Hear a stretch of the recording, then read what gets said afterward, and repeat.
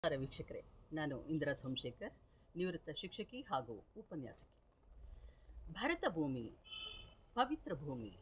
ವೇದ, ಉಪನಿಷತ್ತು, ರಾಮಾಯಣ, ಮಹಾಭಾರತ, ಭಗವದ್ಗೀತೆ ಎಲ್ಲವೂ ಕೂಡ ಆಧ್ಯಾತ್ಮವನ್ನು ಒಳಗೊಂಡಿರುತ್ತದೆ.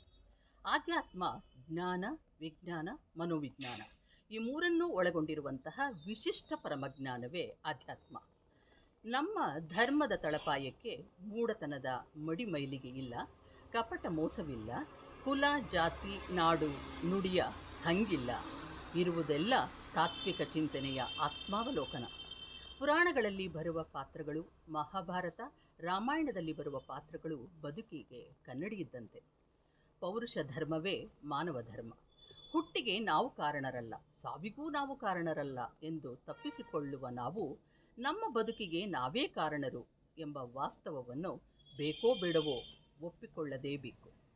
ಒಳ್ಳೆಯ ಸಂಸ್ಕಾರವುಳ್ಳ ಕುಟುಂಬದಿಂದ ಬಂದ ಮಕ್ಕಳು ಆಚಾರ, ವಿಚಾರ, ಪ್ರೀತಿ, ಪ್ರೇಮ, ನಂಬಿಕೆ, ವಿಶ್ವಾಸ, ಕರುಣೆ, ತ್ಯಾಗ, ಅನುಕಂಪ ಇವೆಲ್ಲದರ ಅರ್ಥವನ್ನು ತಿಳಿಸುತ್ತಾ ತಾಯಿ ತಂದೆಯರು ಹಾಗೂ ಶಾಲೆಯ ವಾತಾವರಣ ಈ ಮಕ್ಕಳನ್ನು ಏಳೆ ಏಳೆಯಾಗಿ ಉಳಿಯಿಂದ ಕೆತ್ತಿ ಕೆತ್ತಿ ವಿಗ್ರಹವನ್ನಾಗಿ ಮಾಡುತ್ತಾರೆ.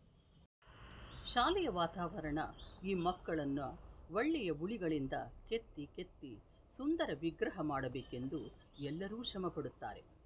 ಯಾವ ತಂದೆ ತಾಯಿಯರೂ ಮಕ್ಕಳ ಬದುಕಿಗೆ ಅಸಡ್ಡೆ ತೋರಿ ಸಮಾಜಘಾತುಕರಾಗಬೇಕೆಂದು ಬಯಸುವುದಿಲ್ಲ. ಆದರೆ ಮುಗ್ಧ ಮಕ್ಕಳ ಮನಸ್ಸಿನ ಆಘಾತಕಾರಿ ವಿಷಯಗಳು, ಘಟನೆಗಳು ಅವರ ಮನಸ್ಸನ್ನು ಹಾಳು ಮಾಡುತ್ತವೆ.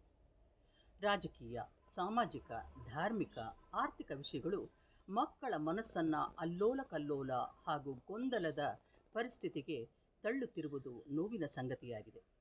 ಪ್ರತಿದಿನ ಪ್ರತಿ ಕ್ಷಣವೂ ನಕಾರಾತ್ಮಕ ಆಲೋಚನೆಗಳು, ಆಘಾತಕಾರಿ ಸುದ್ದಿಗಳು, ಲಂಚ, ಕೊಲೆ, ಸುಲಿಗೆ, ಮೋಸ, ಅನ್ಯಾಯದ ಸರಪಳಿಗಳು ಮಕ್ಕಳ ಮನಸ್ಸಿನ ಮೇಲೆ ಹೆಚ್ಚು ಪ್ರಭಾವವನ್ನು ಬೀರುತ್ತಿವೆ.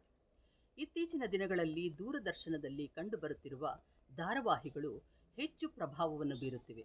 ಹೆಣ್ಣು ಮಕ್ಕಳ ಹಾಗೂ ಹೆಂಗಸರ ಮಕ್ಕಳ ಮೇಲೆ ಅತಿಯಾದ ಪ್ರಭಾವವನ್ನು ಬೀರುತ್ತಿವೆ ಎಂದರೆ ತಪ್ಪಾಗಲಾರದು. ಇಲ್ಲಿ ಈ ಧಾರಾವಾಹಿಗಳಲ್ಲಿ ಮನೆಯವರೇ ಶತ್ರುಗಳು. ಅಣ್ಣ, ತಮ್ಮ, ಅಕ್ಕ, ತಂಗಿ, ನಾದಿನಿ, ಅತ್ತಿಗೆ, ಊರುಗಿತ್ತಿಯರೇ ಶತ್ರುಗಳು. ಹೆಂಗಸರು ಮತ್ತು ಮಕ್ಕಳ ಮನಸ್ಸನ್ನು ಕದಡುತ್ತಿವೆ ಧಾರಾವಾಹಿಗಳು. ಹೀಗೆ ಮಾಧ್ಯಮಗಳು ಸಮಾಜಕ್ಕೆ ನೀಡುತ್ತಿರುವ ನೀತಿ ಪಾಠವಾದರೂ ಏನು? ನೀವೇ ಒಂದು ಸಾರಿ ಯೋಚಿಸಿ ನೋಡಿ. ಚಲನಚಿತ್ರಗಳಲ್ಲಿ ಇಡೀ ಕಥೆಯನ್ನು 2.5 ಗಂಟೆಯಲ್ಲಿ ಮುಗಿಸಿ ಮುಕ್ತಾಯ ಮಾಡುತ್ತಾರೆ. ಅದು ಮನಸ್ಸಿನಿಂದ ಬೇಗ ಮರೆಯಾಗುತ್ತದೆ. ಆದರೆ ಧಾರಾವಾಹಿಗಳಲ್ಲಿ ವರ್ಷಗಟ್ಟಲೆ ಏಳೆ ಏಳೆಯಾಗಿ ದ್ವೇಷ, ಹೊಟ್ಟೆಕಿಚ್ಚು, ಕೊಲೆ, ಮೋಸ, ಅಸೂಯೆಗಳನ್ನು ಪ್ರತಿದಿನ ತೋರಿಸಿ ಹೆಳೆ ಹೃದಯಗಳ ಮೇಲೆ ಹೆಚ್ಚು ಗಾಯ ಮಾಡುತ್ತಿವೆ. 365 ದಿನಗಳಲ್ಲಿ 360 ದಿನಗಳೂ ಕೊಲೆಯ ಪ್ರಯತ್ನ. ಅವರನ್ನು ಆಸ್ತಿಗಾಗಿ ಹೇಗಾದರೂ ಕೊಲ್ಲಲೇಬೇಕೆಂಬ ಹಠ ಛಲ. ಕೊನೆಗೆ 1-2 ದಿನಗಳಲ್ಲಿ ಮುಕ್ತಾಯ. ಸುಖಕರವಾಗಿ ಇದು ಹೇಗೆ ಸಾಧ್ಯ? ಇತ್ತೀಚೆಗೆ ಬರುತ್ತಿರುವ ಎಲ್ಲ ಧಾರಾವಾಹಿಗಳಲ್ಲೂ ಮನೆಯ ಹೊರಗಿನ ಶತ್ರುಗಳಿಲ್ಲ, ಮನೆಯ ಒಳಗಿನ ಕುಟುಂಬದವರೇ ಶತ್ರುಗಳು. ಕುಟುಂಬವೆಂದರೆ ಪ್ರೀತಿ, ವಿಶ್ವಾಸ, ನಂಬಿಕೆ, ಹೊಂದಾಣಿಕೆಯ ಮೌಲ್ಯಗಳನ್ನು ಬೆಳೆಸಬೇಕೆಂದು ಹೇಳುವುದು ಒಂದು ಕಡೆಯಾದರೆ, ಇಂತಹ ಧಾರಾವಾಹಿಗಳನ್ನು ವರ್ಷಗಟ್ಟಲೆ ವೀಕ್ಷಿಸಿದಾಗ ಜನರ ಮನಸ್ಸಿನಲ್ಲಿ ದ್ವೇಷ, ಅಸೂಯೆ, ಕೊಲೆ, ಸುಲಿಗೆ, ಮೋಸ, ವಂಚನೆಯ ನಕಾರಾತ್ಮಕ ಭಾವನೆಗಳು ಹೆಚ್ಚು ಪ್ರಭಾವವನ್ನು ಬೀರುತ್ತಿವೆ. ಹಿಂದೆ ಧರ್ಮಕ್ಕೆ ಜಯ, ಸತ್ಯಕ್ಕೆ ಜಯ ಎಂಬ ಮಾತಿಗೆ ಇಂದು ಬೆಲೆಯಿಲ್ಲದಂತಾಗಿದೆ.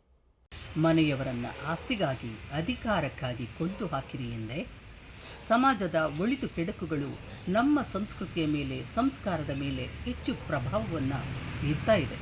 ಈಗಾಗಲೇ ಪಾಶ್ಚಿಮಾತ್ಯರ ಅನುಕರಣೆಗಿಂತ ಸಂಸ್ಕೃತಿಗೆ ಹೆಸರಾಗಿರುವ ಭಾರತ ಸಂಸ್ಕೃತಿಯ ಅಳಿಸಿ ಹೋಗುತ್ತಿದೆ. ಹೊರದೇಶದ ಸಂಸ್ಕೃತಿ ಮನೆ ಮಾಡಿಕೊಂಡಿದೆ.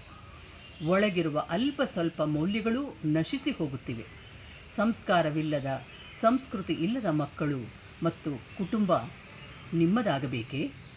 ಮೌಲ್ಯಗಳನ್ನು ಕಳೆದುಕೊಂಡ ಸಮಾಜ ನಮ್ಮದಾಗಬೇಕೇ? ಪವಿತ್ರ ದೇಶವನ್ನು ಅಪವಿತ್ರ ದೇಶವನ್ನಾಗಿ ನೀವು ಪರಿವರ್ತಿಸಬೇಕೇ?